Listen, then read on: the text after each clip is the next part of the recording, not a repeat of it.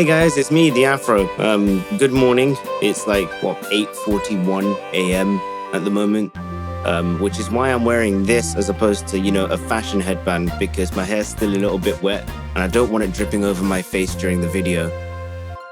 Unless you're into that sort of thing, in which case put it into the comments and then I can just call you weird and then we can move on from there. So today we're going to do a first impressions video on Pokémon Mystery Dungeon Rescue Team DX. Now this game is kind of meant to be a shot-for-shot remake of the original Pokémon Mystery Dungeon Red and Blue Rescue Team from the Game Boy Advance and Nintendo DS. Now for the rest of this, I'm going to require my iPad. You're wondering who handed that to me? It's a secret. Now, of course, at the moment, it's in its demo phase rather than, actually released. And that happens in March. But there's already quite a bit of the game that's playable already. If you've played any of the original Mystery Dungeon games, you'll kind of get where the game's kind of going from the start. Loading this up and having an intro that matches exactly the Game Boy Advance intro, just with different camera angles, way better graphics, and an art style that's basically Winnie the Pooh meets Ni no Kuni, gave me all of the nostalgic feels. I was a kid again, except still 26. I wish I could be a kid again. That would be great. Then I'd just have to do homework. That's easier. And the one feature that I wanted to see come back in the game has come back, which is the questions that help you figure out what it is that you're going to be doing, including but not limited to what you like to do when you go on vacation, what you do when you get a treasure chest, which is obviously opening it, and also whether you want to play as a boy or as a girl. That's pretty much been a staple since, Pokémon Crystal, so we should kind of expect this by now. What's great is that the questions kind of seem a lot more relevant for all ages, but the kind of rundown at the end still references homework. Spike Chunsoft, I haven't had to do homework for at least 10 years. And even when I had to do homework, I still kind of didn't want to do it. No one did. We all just wanted to play Pokemon. Maybe specifically Mystery Dungeon, I don't know, but I didn't want to do it. Stop pushing your homework agenda at me. No. Bad. Bad, Spike Chunsoft. Now, I could spend ages in the video just talking about how it is that this game is basically the GBA game, but way better, like what your imagination thought. But it might be a better idea for me to actually talk a bit more about the game in detail for people who've never played a Mystery Dungeon game. To give you a bit of a quick overview, you're playing a dungeon crawler as Pokemon. I specifically got Charmander, again, which is brilliant. But you have lots of different Pokemon to choose from that span the first, second, and third generations.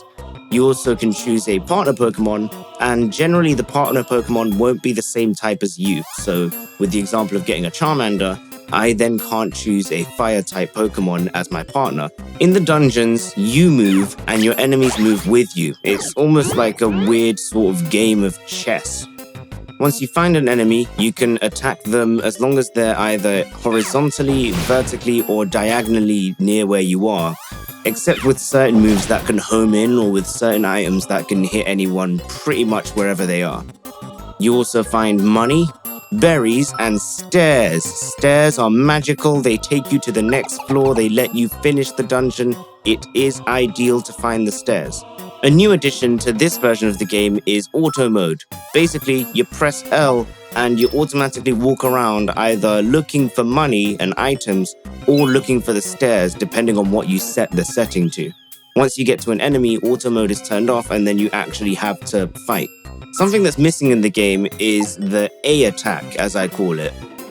Why do I call it the A attack? Well, in the original GBA games, you pressed A and you attacked. That's how it worked. What you have instead is A set to one of your moves, generally like a quick move. Now that's great because you end up with a more powerful attack ready for you straight away. But what's not so great is that you then run out of PP. In the original games, you could use your moves separate to this A attack. So if you ran out of moves, you could still do a weak attack that would chip away at the enemy's health without having to worry about conserving them. Whereas now you kind of have to think about using items to bring your PP back or using items to increase the maximum PP of your moves.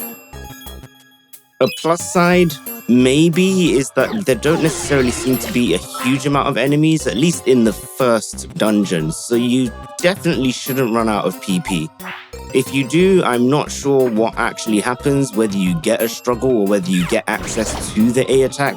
I haven't played enough to be able to find that out, and in all honesty, I kind of feel like you'd have to work relatively hard to run out of PP in the game. As a different experience of the Pokemon franchise, I think it works really well. I mean, this is a series that has been going on for as long, if not technically longer, than Pokemon Stadium. There's been 6 games before this one for the Pokemon Mystery Dungeon series, compared to the 5.5 if you include the Japanese original for Pokemon Stadium.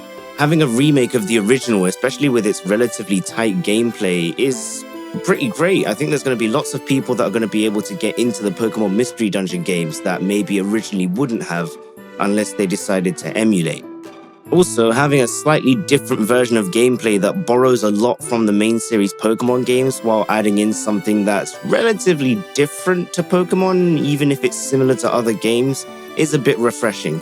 It's great to give you a bit of a break from basically playing Pokemon Sword and Shield. I'm definitely way more interested in playing this compared to the DLC for Sword and Shield, just because, realistically, as much as I finished this game a few times, I kind of want to see what else they do in terms of reimagining this game.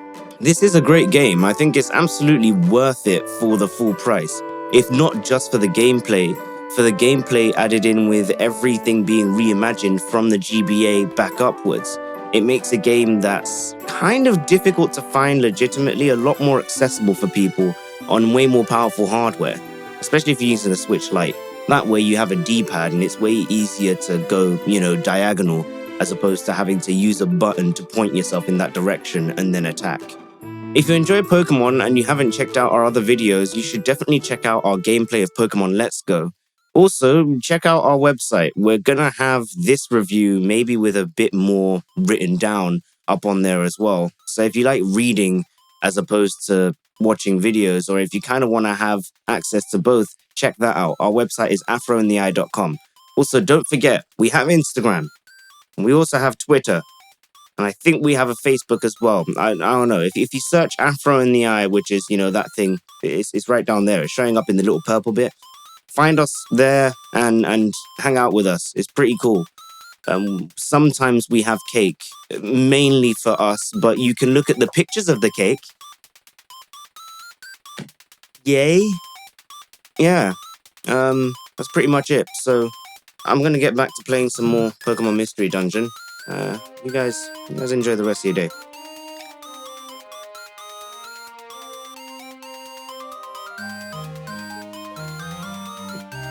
The video's over. I don't see what you're expecting me to do.